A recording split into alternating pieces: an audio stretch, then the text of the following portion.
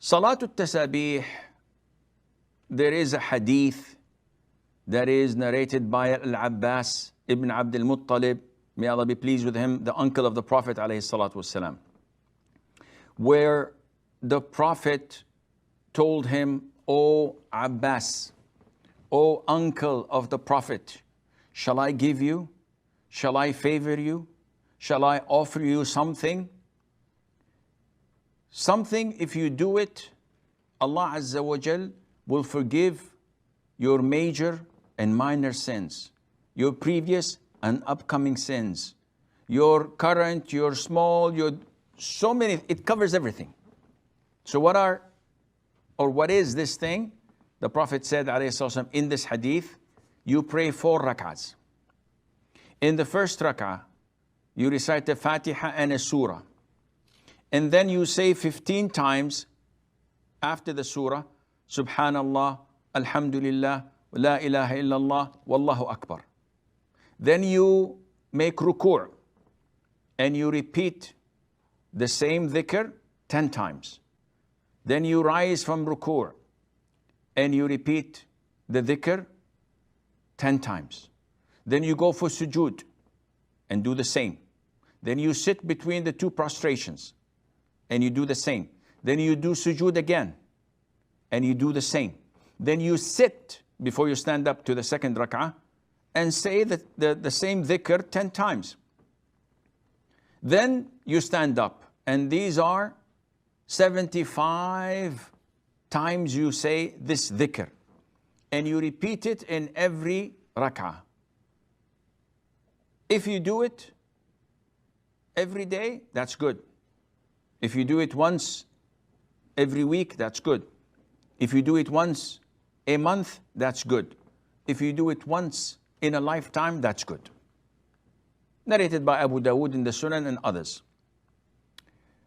This hadith is well known and practiced among a lot of the Muslims, especially in the subcontinent, and especially when it is the middle of Sha'ban, Shabi Barat as they call it, or in Laylat, the 27th of Rajab, that they think that this refers to the glorious night journey. But what is actually this hadith? Is it authentic? See, as Muslims, it is not what we hear and practice immediately without authentication. It's like when people are afraid of the COVID-19 virus or the coronavirus, and you hear someone coming on WhatsApp posting that if you drink bleach, this would protect you and cleanse your system. Who in his right mind would do something like that? Drinking bleach, you want to kill yourself? What is this? People are, with things related to Deen, to religion, to Islam, are like that. Any Tom, Dick, or Harry comes and says, this is a good hadith, this is a nice form of worship, do this, you practice this, you'll get more reward, you'll have so much reward, and he lists things that are not found in the Quran or in the Sunnah. Okay, Sheikh, with all due respect, the hadith is in Sunan Abi Dawood. This is true, but not everything in Sunan Abi Dawood is authentic. There are weak hadiths, and the scholars of hadith, the sciences of hadith, know that.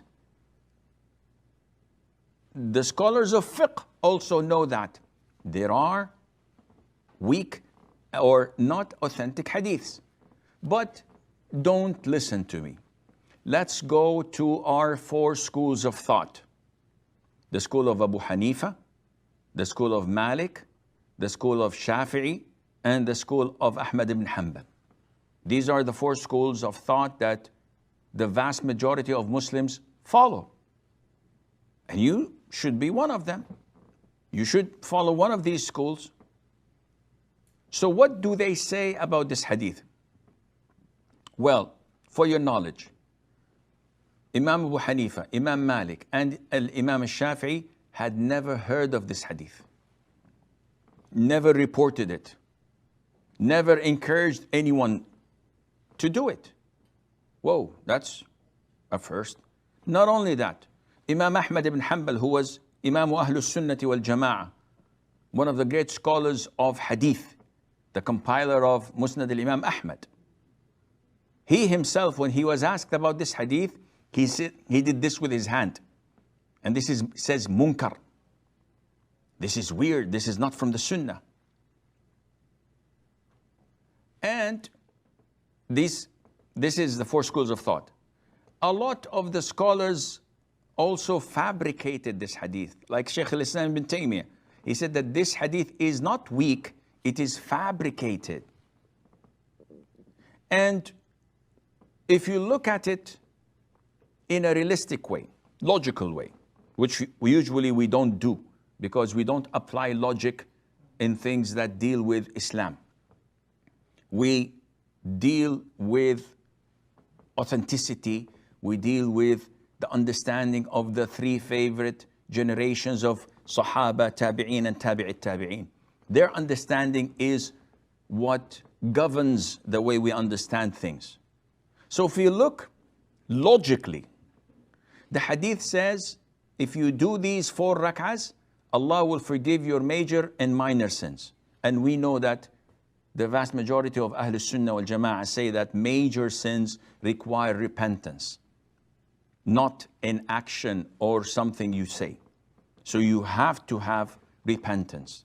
Not only that, in the hadith it makes doing it once a day equivalent to doing it once in a lifetime. Not only that, the format of the prayer is unheard of, where you make dhikr, subhanallah, alhamdulillah, wa la ilaha illallah, wallahu akbar, while standing position after the surah. And you say it in ruku', after you raise from the ruku', in sujood, after you sit and sujood again, and then you sit in the first rak'ah, after the second sujood, for a long time to say it 10 times. Nowhere in other prayers that this is similar. Therefore, the vast majority of scholars say that this hadith is fabricated and we should not apply it or do it because simply it is not authentic. Now, those who abide by it and hold on to it, saying that, no, we're going to do it. This is up to you. But again, logically thinking, what do I have to lose whether you do it or not? If the hadith is authentic, why am I stopping you from doing it? That's not logical. We call people to Quran and the Sunnah, the authentic Sunnah. But if it's not authentic, don't expect me to endorse it and promote it. Rather, we cleanse our religion from any impurities that try to creep in, to infiltrate our religion. We have to protect and defend our religion from such things.